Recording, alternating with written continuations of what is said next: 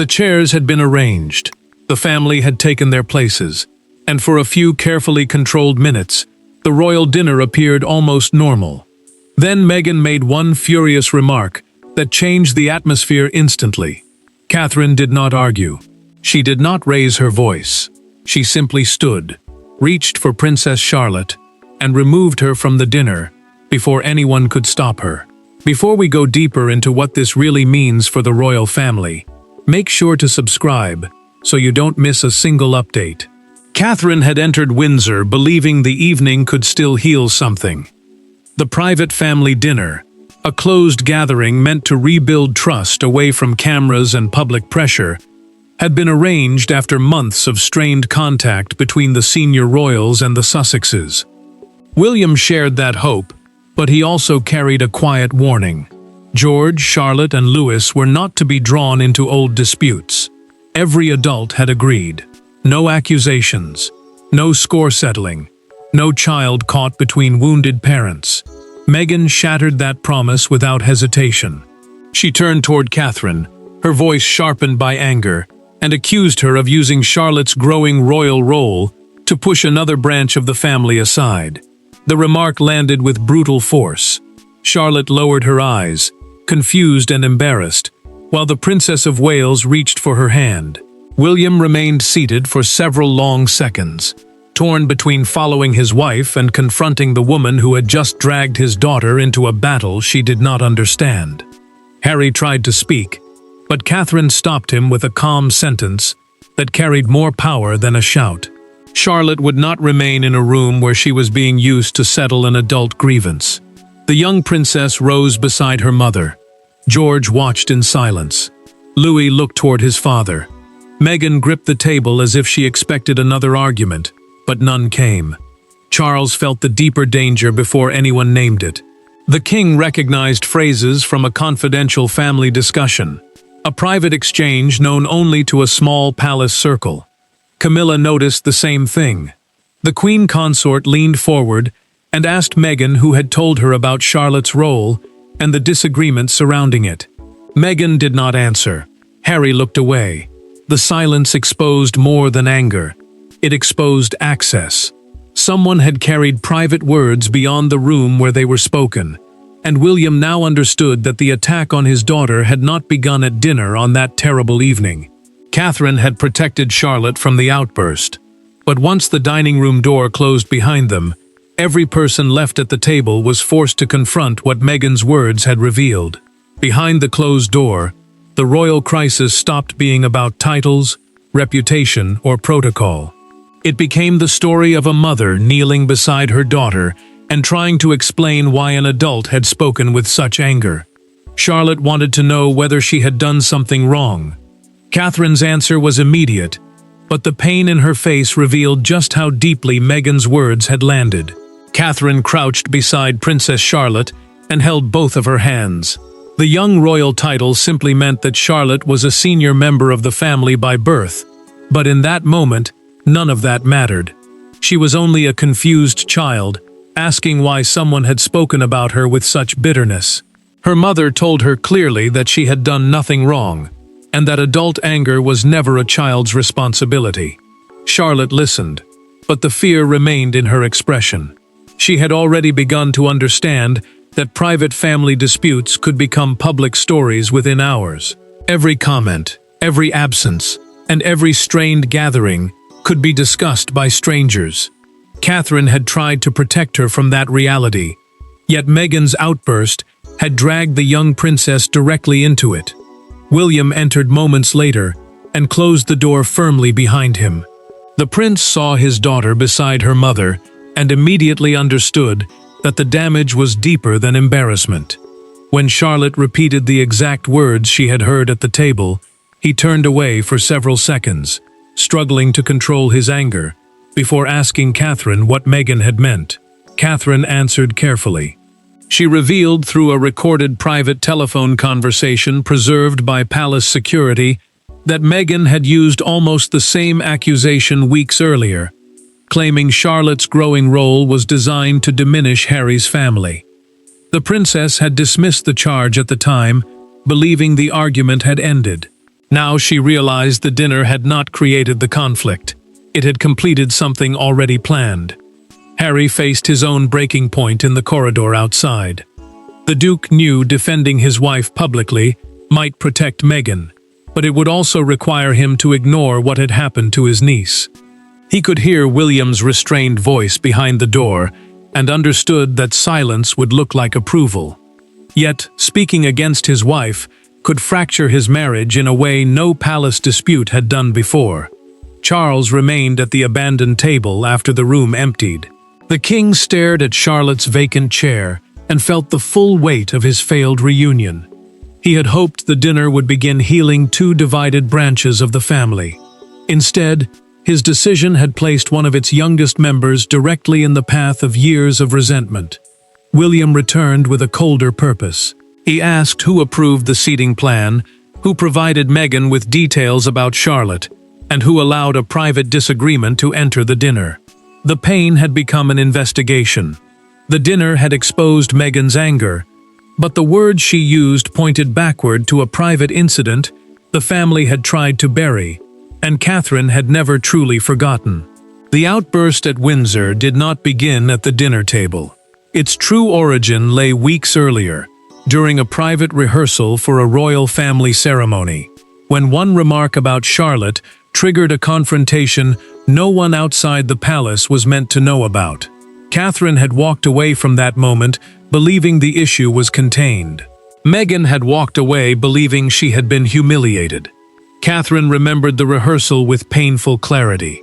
The family had gathered behind closed doors, while staff assigned positions for the younger royals, and Princess Charlotte was placed beside her mother because she had shown calm judgment during earlier formal events.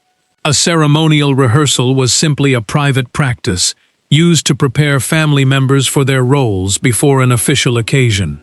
The choice was practical, careful, and meant to protect the child from confusion. Meghan saw something else entirely. She watched Charlotte's placement, questioned the decision, and demanded that the arrangement be changed. Her voice grew sharper as she argued that the young princess was being elevated to send a message against the Sussex family. Catherine did not raise her tone. She explained that the position had been chosen because Charlotte understood the order of the ceremony and could remain composed under pressure. Catherine then drew a firm line. She told Meghan not to turn a child's participation into a political dispute. The words were quiet, but they carried authority, and that authority cut deeply. Meghan heard rejection. She saw the refusal as proof that the Princess of Wales now controlled the family's public future and could use Charlotte to display that power. Harry met his wife in a private corridor moments later.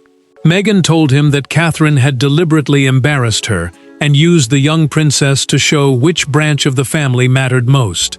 The Duke tried to calm her, but she repeated the accusation with growing certainty. He understood that she no longer viewed the rehearsal as a simple disagreement. She viewed it as a challenge that had to be answered. A palace aide heard the final warning.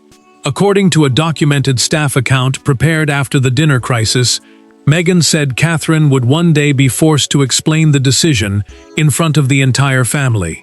The remark was noted, but no action followed. Everyone assumed the anger would fade. Everyone was wrong.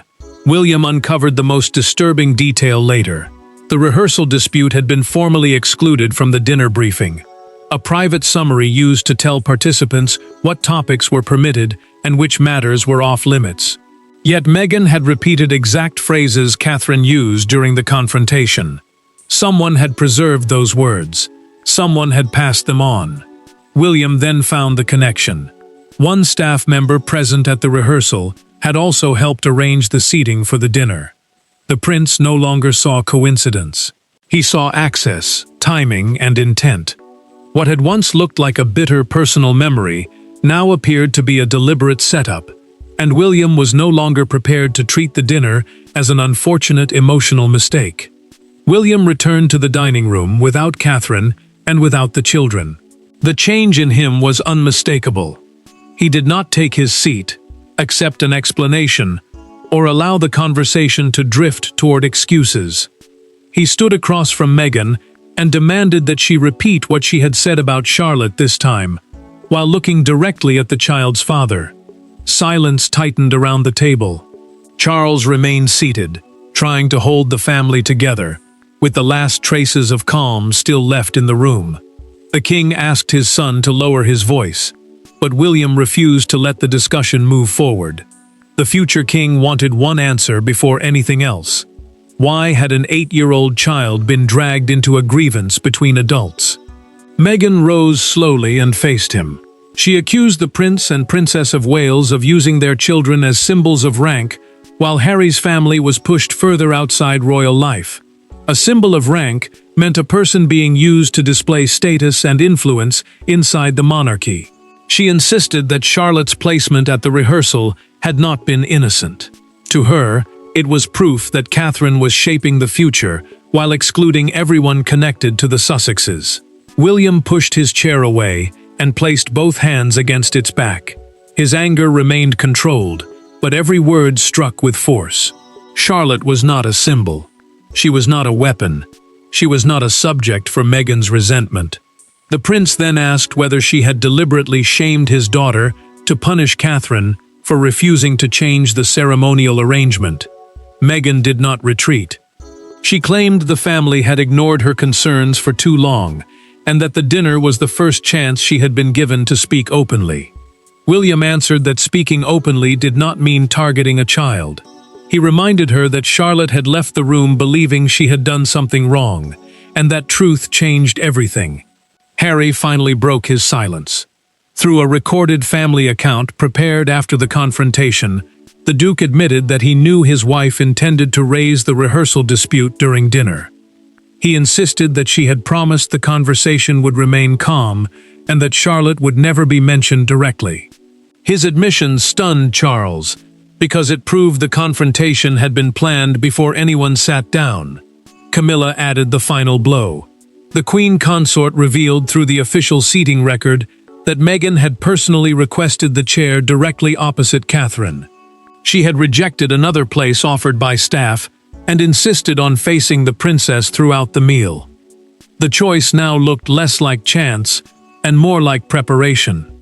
Charles stood and ordered everyone to separate before the argument became even more destructive.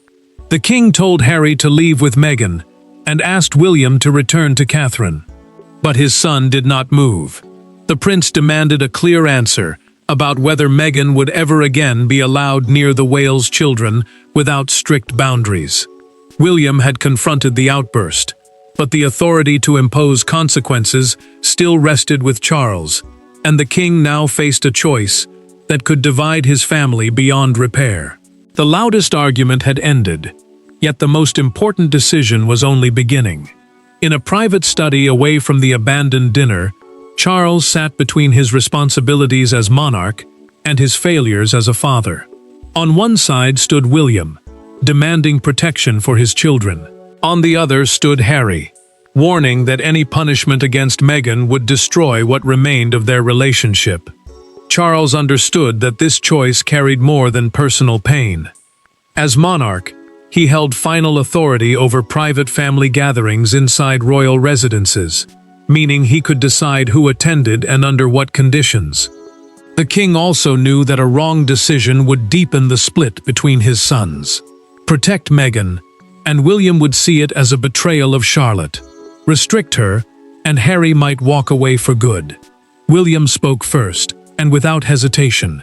The prince made it clear that Catherine would not bring George, Charlotte, or Louis into another gathering where Meghan was present, unless firm protections were imposed. He was not asking for revenge. He was demanding a boundary. The future king said his children would never again be expected to sit quietly while adult resentment was directed at them. Harry pushed back with equal force. The Duke begged his father not to treat his wife as a danger to the family, arguing that Meghan's anger came from years of rejection, exclusion, and humiliation. He admitted that her words had gone too far, but insisted that punishment would only confirm everything she believed about the palace. His voice weakened as he realized Charles was no longer looking for excuses. Charles answered with devastating calm. "Pain could explain anger," he said, "but it could not excuse turning that anger against a child." The king reminded Harry that Charlotte had left the table, believing she had caused the conflict. The words shook him, because they stripped away every political argument and left only the damage done to his niece. Silence followed both sons out of the room. Charles removed his glasses, placed them beside a family photograph, and admitted to a senior aide that the reunion should never have included the children. The monarch had wanted one evening of peace. Instead, his hope had placed the youngest members of the family inside an adult war. A household official then delivered the final revelation through a documented internal briefing. Meghan had received detailed information about Charlotte's ceremonial role before the dinner, even though she had no reason to see it. The official who shared the material claimed the request came through Harry's office. The Duke was forced to consider that his own staff may have helped prepare the confrontation. Charles reached his decision. He drafted a new boundary, excluding Meghan from private contact with the Wales children until Catherine and William personally chose otherwise. The king's decision offered protection, but it also sent a brutal message across the family, and Meghan's reaction would ensure the consequences began immediately. By morning, the dinner was no longer a private disagreement. Bedrooms had been vacated, cars had been summoned, and carefully planned family engagements were being rewritten. Meghan received the king's decision in a sealed message before breakfast.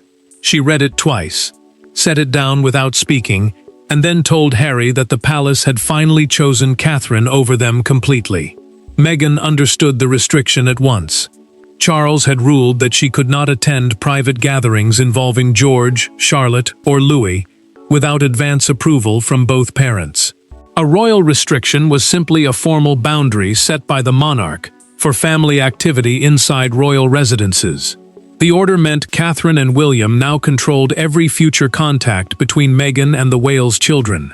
Harry watched his wife's shock turn into anger. The Duke had expected consequences, but not something this severe or personal. Their remaining plans were cancelled within minutes, including a private breakfast meant to reunite him with his niece and nephews. That loss mattered because the visit had been presented as a final chance to rebuild trust. Now even the smallest path back was closing. Meghan turned on him. She accused Harry of standing silent, while William condemned her, and of allowing the palace to treat her as a danger. Her voice carried disbelief, but beneath it was fear. The Duchess believed the restriction would follow her far beyond Windsor and define how the family viewed her from that moment forward. Harry answered with a truth he had avoided all night. Defending his wife could not mean pretending the remark about Charlotte was acceptable. The Duke told her that the young princess had left the table confused and ashamed, and no history of exclusion could erase that. Meghan stared at him as if he had crossed a line. For the first time, they were no longer fighting the palace together. They were fighting each other. Catherine watched the Sussex vehicle leave Windsor later that morning. The princess felt relief, because Charlotte was safe. Yet sadness settled beside it. Another attempt at reconciliation had collapsed, and the children would carry the memory of that failure. She had protected her daughter, but protection had come at the cost of another family rupture. William received darker news through a documented security review. The prince learned that an aide had deleted messages connected to the dinner briefing shortly after the confrontation. That action confirmed that palace staff understood the leak was serious and feared what an investigation might expose. Meghan sent one final private message before leaving. She warned Catherine that the truth about Charlotte's role would eventually become public. The princess did not answer. She saved the message, read it once more, and then made an unexpected request. Catherine asked to speak with Harry alone. The restrictions had divided the adults, but Catherine believed one conversation still mattered, and she intended to have it without Meghan, William, Charles, or palace officials in the room. There were no aides, no prepared statements, and no monarch waiting to issue a ruling. Catherine and Harry met alone in a small sitting room, carrying years of resentment into a conversation neither expected to have. She did not ask him to choose between families. She asked him one question. Why had he allowed Charlotte to sit at that table when he knew Meghan planned to confront her mother? Catherine had requested the meeting because she needed Harry to understand what the crisis was truly about. It was not Meghan's status, public image, or place within the family. It was Charlotte's emotional safety. The young princess had been forced into an adult conflict, and her mother refused to let palace language hide that truth. Harry agreed reluctantly. The Duke knew William wanted all future contact handled through formal channels, meaning controlled communication arranged through palace staff rather than private family conversations. He also knew this meeting might be his final chance to speak directly with Catherine before every word between them became guarded. Catherine did not soften what happened. She told him Charlotte had asked whether Meghan hated her. The question struck harder than any accusation. Harry lowered his eyes because it reduced the entire dispute to one frightened child, trying to understand why an adult had spoken about her with such anger. Harry admitted that he expected a difficult exchange at dinner. He knew his wife wanted to challenge Catherine over the rehearsal and believed Meghan would accuse the family of exclusion. But the Duke insisted he never expected Charlotte to be mentioned. He had convinced himself the argument would remain between adults. That belief now sounded dangerously naive. Catherine placed Charlotte's untouched dinner name card on the table between them. The small card had marked where the child was meant to sit during the family meal. Now it represented everything the adults had destroyed. The princess told Harry that this was what remained when private pain was turned into a weapon and children were left to carry the shame. Harry finally revealed the full truth through a recorded private conversation preserved with Catherine's consent. Meghan had rehearsed parts of her argument before arriving at Windsor. She had planned to challenge the ceremonial decision and Catherine's influence, but the comment about Charlotte had not been included. The Duke said the outburst went further than even he expected. Harry apologized without conditions. He did not defend Meghan, blame the palace, or explain away his silence. He admitted that he failed to stop the confrontation and failed his niece. Catherine accepted the apology, but she made one boundary clear. Access to the children would not be restored by words alone. Harry left with his decision already made. He would publicly accept responsibility rather than allow Charlotte to become the subject of competing palace narratives. For the first time since the dinner, someone had chosen accountability over retaliation. But once Harry's decision reached the public, the royal crisis would become impossible to contain. The story broke not through a formal palace announcement, but through one unforgettable image: Catherine leaving Windsor with Charlotte's hand held tightly in her own, the child looking down while her mother stared straight ahead. Within hours, that single moment appeared across broadcasts and front pages, transforming a private family dinner into a national argument about childhood, power, and royal responsibility. Palace communications moved quickly, but the damage was already beyond control. The official team responsible for explaining royal events to the public described the dinner as a private family matter. Yet the sudden Sussex departure and cancelled engagements made silence impossible. Too many plans had changed at once. Too many people had seen the consequences. Public opinion split almost immediately. Some viewed Catherine's decision as the instinct of a protective mother who refused to sacrifice her daughter for family appearances.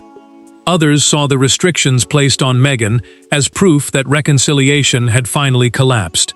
The debate mattered because the monarchy had always depended on control, dignity, and unity. Now one dinner had exposed how fragile all three had become. A crowd gathered outside Windsor Castle, beneath the Long Walk, the broad road leading toward the royal residence. One newspaper dominated the discussion. Its front page carried the words, "Catherine chooses Charlotte," above the image of mother and daughter leaving together.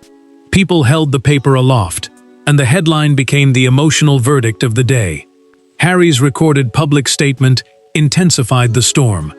The Duke admitted that he knew a confrontation was coming and accepted responsibility for failing to stop it. Broadcasters replayed those words repeatedly, while commentators questioned whether his apology had protected Charlotte or isolated Meghan. His attempt at accountability now threatened to fracture his own marriage. Catherine watched the coverage only briefly. The princess turned off the television the moment Charlotte entered the room and refused to let her daughter hear strangers dissect the dinner. She knew the public might defend her actions, but praise could still become another burden for a child already carrying too much. The palace then confirmed new safeguards for every gathering involving royal children. These safeguards were formal rules, designed to protect young family members from both physical danger and emotional pressure. The announcement revealed a profound change. The monarchy would no longer treat private words as harmless simply because no physical threat had occurred.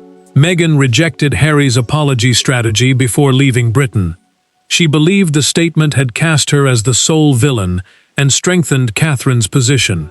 The Duchess told him their united front had been broken. He answered that the truth could not be hidden simply to preserve appearances. Catherine prepared one final meeting as the public storm reached its height. She was not reopening the dispute. She was ending it. The world had delivered its judgment in headlines, but the final verdict belonged inside the family, where Catherine would decide whether this moment ended in bitterness or became the boundary that finally restored order. The final meeting did not resemble the dinner that had caused the crisis. There were no children in the room, no attempt to perform unity, and no expectation that every relationship could be repaired. Catherine entered beside William with one purpose: to make certain that Charlotte would never again carry the emotional burden of conflicts created by adults. This time, no one challenged her right to decide. Charles gathered the family to confirm permanent rules for future contact with the Wales children. These rules were simple boundaries governing who could meet them, under what conditions, and with whose approval. Meghan did not attend because she had already left Britain, and her absence prevented another confrontation from consuming the room. The king understood that this meeting could not restore the past. It could only prevent the same damage from happening again. Catherine spoke without anger, but every word carried weight. Charlotte would not be blamed, questioned, discussed, or used to settle disputes about status, ceremonies, titles, or family access. The princess made clear that no adult grievance would ever again be allowed to reach the children. Her decision was not punishment, it was protection. William stood beside her and did not interrupt. The prince had fought for this boundary from the moment his daughter left the dinner in tears, and now he watched his wife define it with calm authority. Charles then admitted that inviting the children to that gathering had been a serious failure of judgment. The king accepted that his hope for reconciliation had placed them inside a conflict they should never have witnessed. Harry rose slowly and walked toward Catherine. The Duke returned Charlotte's untouched dinner name card and said it should never have become evidence of the family's worst evening. His apology was quiet, but it was complete. He no longer defended the choices that led to the confrontation. Catherine accepted the card, yet she did not weaken the decision. Meghan's restriction would remain in place, and any future relationship would have to begin with demonstrated respect rather than demands for immediate forgiveness. The princess made clear that words alone would not restore trust. Harry agreed. The Duke accepted that protecting Charlotte mattered more than preserving the appearance of family unity. That choice ended the argument at its deepest level. The family would no longer pretend peace existed when children were paying the emotional price. The crisis established a new principle inside the monarchy. No child would be expected to sit silently while adults used royal duty, personal resentment, or public influence against them. Catherine's decision to remove Charlotte from the dinner was not remembered as retreat. It was remembered as strength. She chose her daughter over ceremony, protection over appearances, and truth over forced reconciliation. There would be no return to the family dynamic that existed before that dinner.